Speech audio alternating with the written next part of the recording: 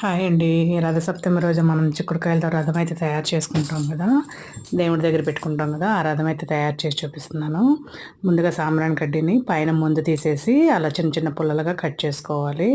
ఒక 7, 8 2 చిక్కుడుకాయలని అలాగ పడుకోబెట్టి అడ్డంగా 2 పుల్లలు గుచ్చాలి. తర్వాత ఆ 2 చిక్కుడుకాయలకి 4 పుల్లలు గుచ్చాలి నిలువుగా. అదిగోండి అలా చూపించినట్టుగా అలా 4 పక్కల 4 గుచ్చుకోండి. అప్పుడు 2 పక్కల అదిగోండి అలా చిక్కుడుకాయలు అడ్డంగా పెట్టుకోండి. పుల్లలు పైకి రావాలండి. 4 పుల్లలు కూడా 4 పక్కల 2 చిక్కుడుకాయలు పైకి రావాలి. తర్వాత ఒక 4 చిక్కుడుకాయలు కలిపి ఒకే పుల్లకు గుచ్చి ఆ 4 చిక్కుడుకాయలు అలా గోపురంగా నుంచోపెట్టి 4 పక్కల ఇందాక పుల్లలు పైకి వచ్చినాయి కదండి, ఆ పైకి వచ్చిన పుల్లల్లోకి 4 గుచ్చుకోవాలి. గుచ్చుకుంటే అలా గోపురంలాగా కనపడుతుంది. రథానికి ఉన్న గోపురంలాగా అది కూడా అలా కనిపిస్తుంది. 4 పక్కల గుచ్చుకోవాలి. 4 చివర్ల పక్కన 4 గుచ్చుకోవాలి. అలా ఆఖరికి ఒక ఇత్తడి ప్లేట్ తీసుకుని దాని మీద చిక్కుడు ఆకులు వేసుకుని ఈ రథం పెట్టుకోవాలి.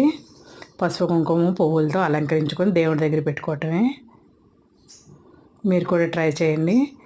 వీడియో నచ్చితే ప్లీజ్ డూ సబ్స్క్రైబ్.